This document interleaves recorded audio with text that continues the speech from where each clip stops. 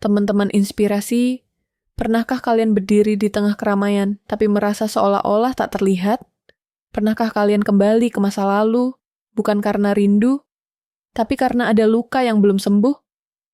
Hari itu aku menerima sebuah undangan buka puasa bersama dari grup alumni SMA. Sekilas, terdengar seperti kabar biasa, tapi jantungku berdetak tak karuan saat membaca lokasi acara, restoran mewah di pusat kota. Restoran yang aku dirikan dengan susah payah. Restoran yang namaku tidak tercantum di balik kemegahannya. Mereka tidak tahu, dan mungkin tidak akan pernah menyangka bahwa gadis yang dulu kerap dihina karena penampilannya, karena tak pernah ikut jalan-jalan sekolah, karena selalu duduk di pojok kelas, kini adalah pemilik tempat yang akan mereka datangi malam ini. Aku sempat ragu untuk hadir. Aku bisa saja pura-pura sibuk, tapi entah kenapa, langkahku malam itu justru terasa pasti. Bukan karena ingin membuktikan siapa aku sekarang, tapi karena aku tahu ada sesuatu dalam diriku yang perlu dituntaskan. Bukan untuk mereka, tapi untukku sendiri. Kisah ini bukan sekadar tentang reuni. Ini tentang pertemuan dengan masa lalu yang pahit, tentang harga diri yang pernah diinjak, dan tentang keberanian untuk berdiri tegak tanpa amarah. Teman-teman inspirasi, inilah cerita penuh makna inspirasi. Sebuah perjalanan batin yang mungkin juga pernah kamu alami atau sedang kamu perjuangkan. Kalau kamu pernah merasa diremehkan, dilupakan, atau dihina hanya karena kamu belum jadi siapa-siapa, kisah ini untukmu. Jangan lupa untuk like, share, dan subscribe agar kamu nggak ketinggalan kelanjutan kisah ini. Mari kita telusuri lembar demi lembar, satu scene pada satu waktu. Malam itu langit tampak mendung. Tapi Jakarta tetap ramai dengan lampu-lampu kota yang tak pernah tidur. Alia berdiri di depan cermin panjang di ruang rias kecil yang berada di lantai 2 restorannya. Matanya menatap bayangannya sendiri. Tenang, rapi, tapi tidak bisa berbohong. Ada ketegangan yang tak bisa dia sembunyikan. Sudah 5 tahun sejak restoran ini berdiri. Ia merintisnya dari dapur kosan kontrakan. Bermodal resep warisan ibunya yang sederhana. Rawon, sup buntut, dan sambal terasi yang bisa membuat orang ketagihan. Ia bangun perlahan, mulai dari jualan catering, lalu buka warung kecil, sampai akhirnya menyewa bangunan tua yang kemudian ia ubah jadi restoran mewah bernama Langit Senja, tanpa menyertakan namanya di depan. Alia bukan tipe yang suka tampil. Baginya, makanan dan layanan adalah wajah dari tempat ini. Tapi malam ini lain. Ia akan duduk sebagai tamu di restorannya sendiri. Bukan sebagai tuan rumah, bukan sebagai pemilik, melainkan sebagai Alia, alumni SMA yang dulu tak punya uang jajan, yang pernah malu karena seragamnya bekas dan sepatu bolong di bagian tumit. Tangannya sedikit gemetar saat menyampirkan shawl hitam di pundaknya. Dress sederhana berwarna krem yang ia kenakan memeluk tubuh rampingnya pas, dipadukan dengan sepatu hak rendah. Ia tak memakai perhiasan mencolok, hanya anting kecil dan jam tangan kulit yang sudah mulai usang. Ketika ia turun ke lobi restoran, para staf menyapanya dengan hormat. Beberapa dari mereka tahu siapa dia malam ini, tapi tak seorang pun yang akan membuka mulut. Alia sudah memberi instruksi, jangan beri perlakuan istimewa, biarkan semua mengalir seperti tamu biasa. Pukul 7:15. Meja besar di area VIP sudah ditata rapi. Ada 12 kursi dengan taplak putih dan hiasan bunga sedap malam. Cahaya lampu gantung memantul di permukaan gelas kristal. Alia duduk di kursi ujung, menghadap pintu masuk. Nafasnya pendek-pendek. Ia tidak tahu siapa saja yang akan datang malam ini. Beberapa wajah masih dia ingat. Nadia, yang dulu jadi pusat perhatian karena kecantikannya. Andi, si kapten basket yang kerap menyindir anak-anak pendiam. Tania, yang suka ikut lomba dan tak pernah lupa mengumumkan prestasinya di mading sekolah. Dan tentu saja, dirinya sendiri, yang waktu itu seperti bayangan, ada, tapi sering dianggap tidak ada. Pikirannya melayang pada masa SMA, ruang kelas yang pengap, meja paling belakang yang selalu ia tempati, dan jam istirahat yang sering ia habiskan di perpustakaan karena tak punya uang untuk ke kantin. Waktu itu, Alia hanya ingin cepat lulus. Ia tidak punya mimpi besar, hanya ingin bantu ibunya yang sakit-sakitan dan tidak lagi kuat menjahit sepanjang hari. Tapi siapa sangka, kehidupan membawanya ke tempat yang jauh lebih tinggi daripada yang pernah ia bayangkan. Dan kini, saat sebagian dari mereka mungkin hanya datang untuk mengenang masa-masa hebat mereka, Alia datang untuk melihat apakah dirinya masih perlu merasa kecil di depan masa lalu. Jam menunjukkan pukul 7 tepat. Seorang staf membisikkannya bahwa tamu-tamu mulai berdatangan. Alia mengangguk. Detak jantungnya semakin keras. Namun, ia tetap duduk tenang. Menunggu mereka yang tak pernah menyangka bahwa malam ini akan menjadi malam yang tak terlupakan. Satu persatu, tamu mulai masuk. Alia mengenali wajah-wajah itu meski sebagian besar sudah berubah. Ada yang kini mengenakan jas mahal, ada pula yang tampil modis dengan tas-tas bermerek menggantung di lengan. Tawa dan obrolan ringan memenuhi ruangan. Mereka saling berpelukan, bersalaman, berbagi cerita yang terdengar seperti laporan kesuksesan hidup. Alia tersenyum sopan saat beberapa dari mereka meliriknya. Sebagian mencoba menebak, sebagian lagi pura-pura tidak melihat. Nadia datang dengan penampilan yang tetap memukau. Blazer putih, rambut tergerai rapi, make up flawless. Dia memindai ruangan sejenak, lalu menghampiri Alia dengan langkah ragu. Kamu siapa ya? Tanyanya dengan senyum kaku. Alia, jawabnya pelan. Kita sekelas dulu. Nadia tertawa kecil. Oh ya ampun, Alia, yang dulu sering duduk belakang ya. Kamu beda banget sekarang. Nada suaranya terdengar seperti pujian, tapi juga seperti kejutan yang bercampur ketidakpercayaan. Tak lama kemudian, Andi datang. Tinggi besar seperti dulu, tapi kini perutnya sedikit buncit. Ia melihat Alia, menatap agak lama sebelum berseru. Alia, serius kamu Alia? Wah, nggak nyangka kamu datang. Aku pikir kamu udah lupa sama kita semua. Alia tersenyum. Nggak, aku ingat.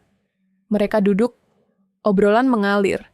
Tapi anehnya, tidak ada yang menanyakan kabar Alia lebih jauh.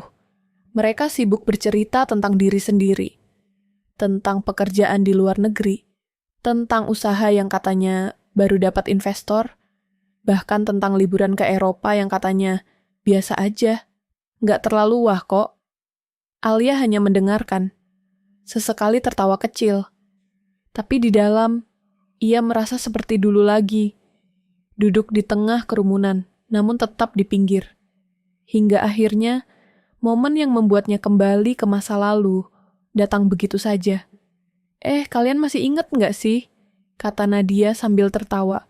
Waktu Alia pernah bawa nasi pakai garam doang ke sekolah. Kita semua sampai kaget waktu lihat dia makan di kelas. Tawa kecil pecah di meja itu. Beberapa mencoba menahan, tapi geli mereka tak bisa dibendung. Alia menatap kosong ke arah piringnya yang masih kosong. Yah, namanya juga masa-masa susah, ya. Tambah Nadia cepat, mencoba meredam nada kasarnya. Tapi sudah cukup. Kalimat itu, tawa itu, nada itu, semua mengangkat kembali luka lama yang Alia pikir sudah terkubur. Ia hanya tersenyum, lalu meneguk air putih di gelas kristalnya. Rasanya hambar, seperti suasana di meja itu. Dan di sanalah titik pemicunya muncul, kenyataan bahwa tak ada yang benar-benar berubah. Baju mereka boleh mahal, pekerjaan mereka boleh keren, tapi rasa superioritas itu masih sama seperti dulu. Alia tahu, malam ini baru saja dimulai. Tapi perasaannya sudah berkata, ini bukan reuni, ini ulangan dari pelajaran lama. Dan kali ini, ia siap menulis jawabannya sendiri. Percakapan di meja itu terus berputar, seolah tak memberi ruang bagi Alia untuk bernapas lega. Wajah-wajah yang dulu akrab karena kebersamaan, kini terasa asing dalam balutan kesombongan yang rapi. Dan mereka semua tampak tidak sadar bahwa mereka sedang mengulangi pola lama, menertawakan, mengecilkan, lalu melupakan bahwa seseorang punya hati yang bisa terluka. Andi, yang sejak dulu paling keras suaranya, mulai bercerita tentang perusahaan yang sedang ia bangun. Investor dari Singapura tertarik. Modalnya udah miliaran, tinggal eksekusi, katanya sambil menyeringai. Beberapa teman mengangguk-angguk, memberi pujian setengah hati, lalu cepat-cepat menyambung dengan pencapaian masing-masing. Tania, yang duduk 2 kursi dari Alia, menyelipkan komentar yang nyaris tak terdengar. Kok Alia diam aja sih? Kamu kerja di mana sekarang? Alia mengangkat wajahnya. Sempat ada jeda sebelum ia menjawab. Aku masih di bidang kuliner, katanya singkat. Oh, jualan catering ya? Tania tersenyum, seolah benar-benar yakin dengan dugaannya. Alia hanya mengangguk pelan. Tania tertawa kecil. Keren juga. Sekarang, banyak kok yang sukses dari dapur. Apalagi, kalau punya waktu luang. Obrolan itu bukan basa-basi. Itu penilaian terselubung. Sebuah penghakiman halus yang dikemas dalam senyum. Alia menarik napas dalam. Ia mencoba tetap tenang. Di depan mereka, ia tak ingin membela diri. Tak ingin menjelaskan bahwa restoran yang mereka tempati sekarang bukan sekadar tempat makan mewah. Tapi buah dari perjuangan yang panjang. Dari hari-hari, ketika ia harus mencuci piring dan menanak nasi sendiri di tengah malam. Namun semakin lama duduk di situ, semakin Alia menyadari, tak semua luka bisa sembuh hanya karena waktu berlalu. Seorang staf datang menghampiri, membisikkan bahwa makanan sudah siap disajikan. Alia mengangguk, lalu melihat ke arah pelayan yang membawa hidangan pertama. Sup buntut menu khas restoran ini resep peninggalan ibunya. Ia memperhatikan bagaimana beberapa temannya menatap makanan itu dengan mata berbinar. Enak banget baunya, komentar salah satu. Restoran ini hebat banget ya, saut yang lain. Alia tersenyum pahit. Mereka memuji masakan yang berasal dari dapur ibunya, mengagumi tempat yang ia bangun dari air mata dan pengorbanan, tapi tak sadar bahwa pemiliknya duduk di tengah mereka tak dianggap. Lalu, tiba-tiba Nadia berseru, tahu nggak? Restoran ini katanya punya chef yang lulusan luar negeri loh. Pantas aja enak banget makanannya. Aku sampai cek Instagramnya. Bukan, setahuku yang punya restoran ini orang lokal biasa aja, Sela Andi. Gue pernah dengar namanya tapi lupa siapa. Yang pasti bukan siapa-siapa sih. Dan tawa pun kembali pecah. Alia menunduk.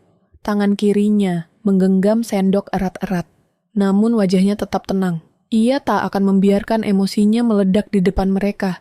Ia sudah lebih kuat dari itu. Dalam hati, ia tahu. Ini bukan hanya tentang makanan atau status sosial. Ini tentang bagaimana orang-orang bisa buta oleh kesan, oleh penampilan, oleh asumsi. Mereka lupa bahwa manusia berubah. Dan kadang yang mereka rendahkan hari ini adalah orang yang akan menentukan tempat duduk mereka esok hari. Malam terus beranjak. Tapi obrolan di meja itu justru semakin mengeras nadanya. Setelah makanan utama tersaji, percakapan bergeser ke topik kesuksesan. Seolah mereka berlomba menjadi paling hebat. Aku baru pulang dari Jepang, ikut workshop arsitektur, kata Dika. Lelaki yang dulu suka menggambar sketsa di belakang buku. Aku sekarang handle cabang franchise di Surabaya, cabang ke-5. Sambung Ririn dengan nada penuh kebanggaan. Alia mendengarkan semuanya dengan tenang. Ia sudah hafal nada-nada ini. Nada yang sama seperti belasan tahun lalu ketika mereka membandingkan siapa yang paling sering juara kelas, siapa yang paling banyak fans, siapa yang paling sering diajak jalan oleh guru. Tiba-tiba, Tania menatap Alia. Kamu sendiri, kerja di mana sekarang? Masih masak-masak? Semua menoleh. Seolah itu pertanyaan yang mereka semua tunggu. Alia hanya tersenyum. Ia bisa saja menjawab, restoran ini milikku. Aku pemiliknya. Dan semua yang kalian puji sejak tadi adalah hasil kerja kerasku. Tapi ia memilih diam. Kayaknya kamu yang paling misterius malam ini ya. Sambung Nadia. Jangan-jangan kamu pengusaha besar juga kayak kita semua nih. Tawa ringan terdengar lagi. Bercampur antara canda dan cemooh. Alia memalingkan pandangan ke arah pelayan yang sedang berdiri di sudut ruangan, menunggu aba-aba. Lalu, ia memberi isyarat halus. Sang pelayan mendekat, membungkuk sedikit. Saya bayar semuanya, kata Alia pelan tapi tegas, cukup keras untuk didengar satu meja. Tiba-tiba, ruangan menjadi hening. Bahkan denting sendok yang jatuh ke piring pun terdengar seperti ledakan. Apa? Tanya Andi. Tidak yakin dengan apa yang baru saja ia dengar. Saya yang bayar seluruh tagihan malam ini, ulang Alia. Kali ini suaranya lebih jelas. Tidak sombong, tidak emosional, hanya datar. Semua terdiam. Beberapa mencoba tertawa lagi, tapi gagal.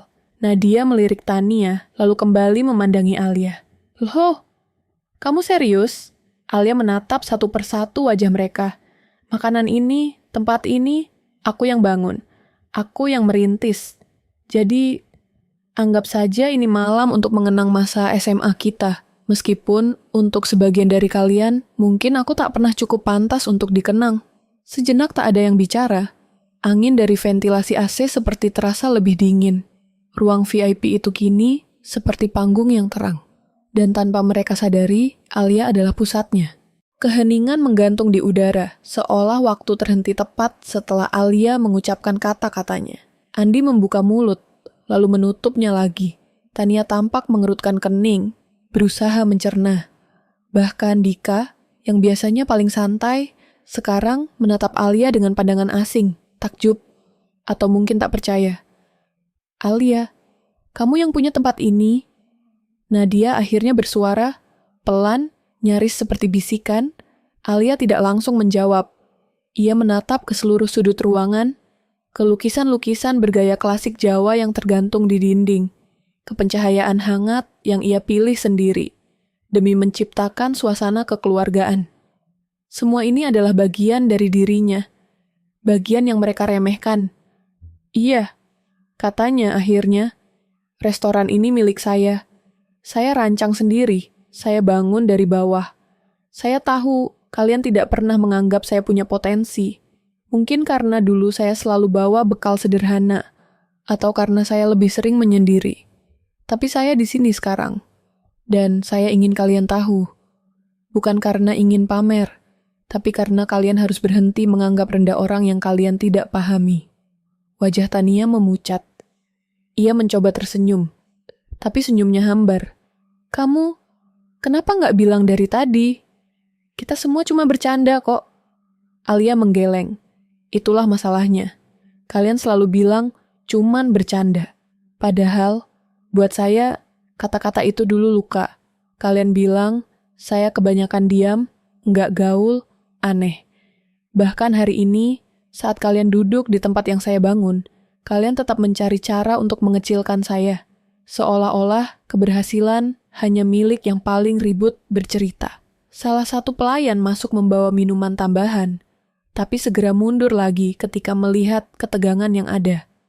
Dulu, lanjut Alia, nadanya mulai bergetar. Saya sering pulang sekolah dengan kepala tertunduk karena dihina.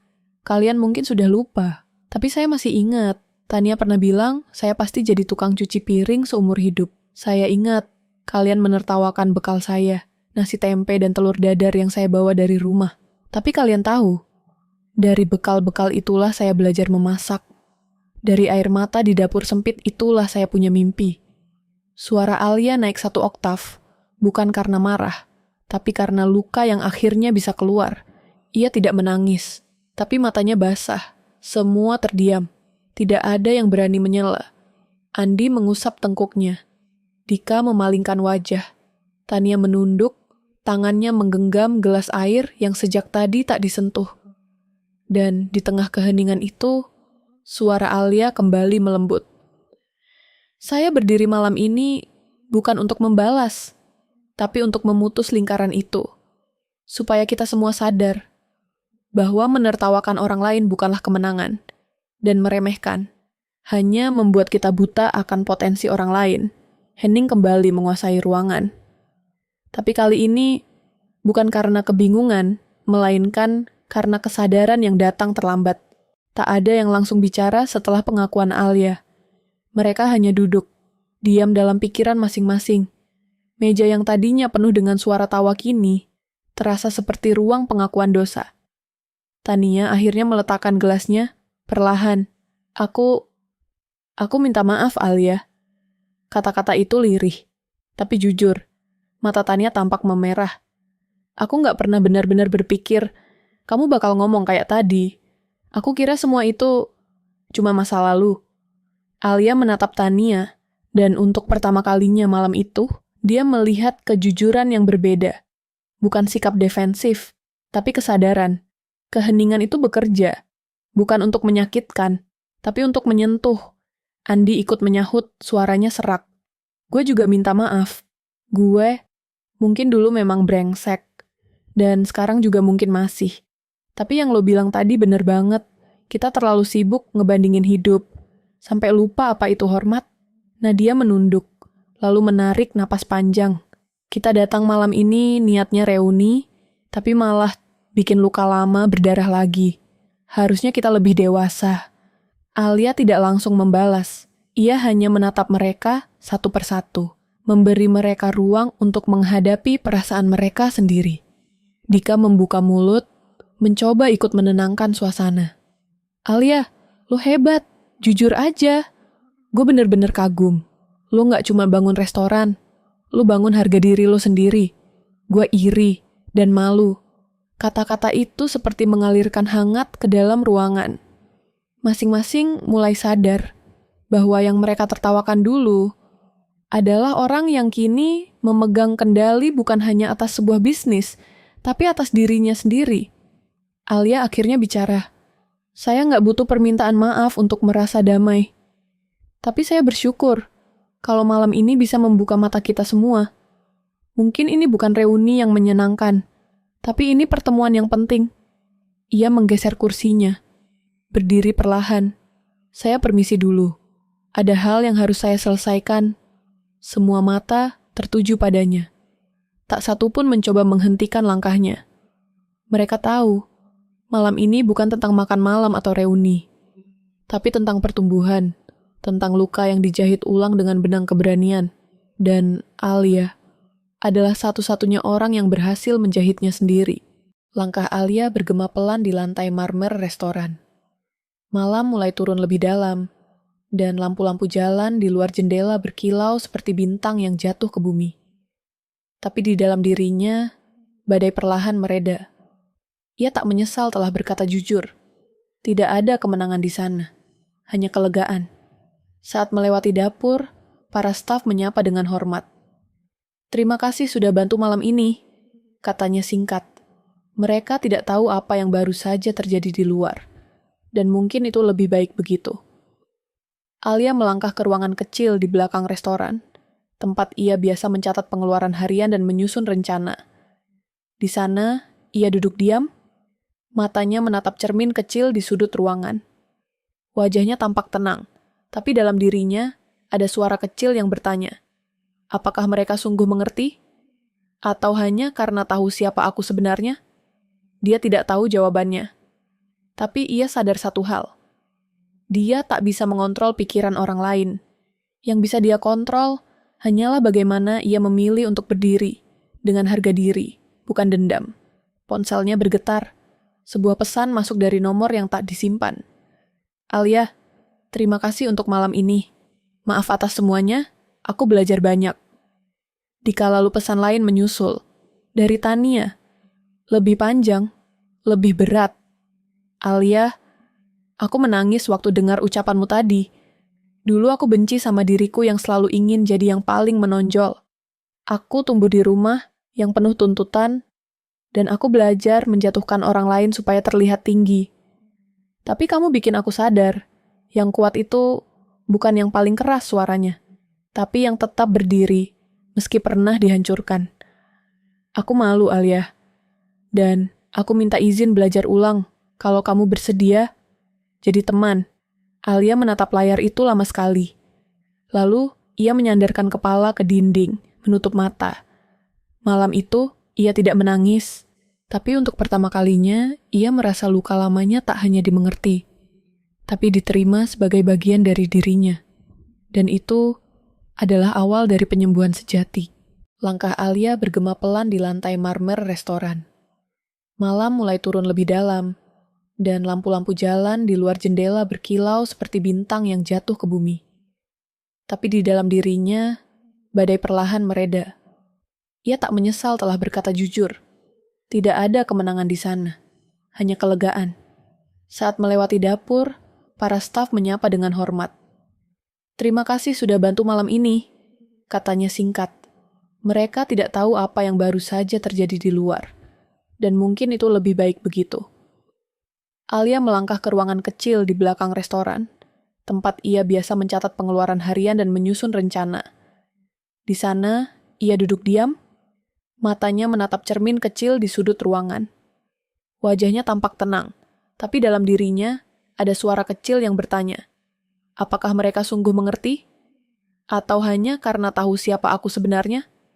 Dia tidak tahu jawabannya. Tapi ia sadar satu hal. Dia tak bisa mengontrol pikiran orang lain.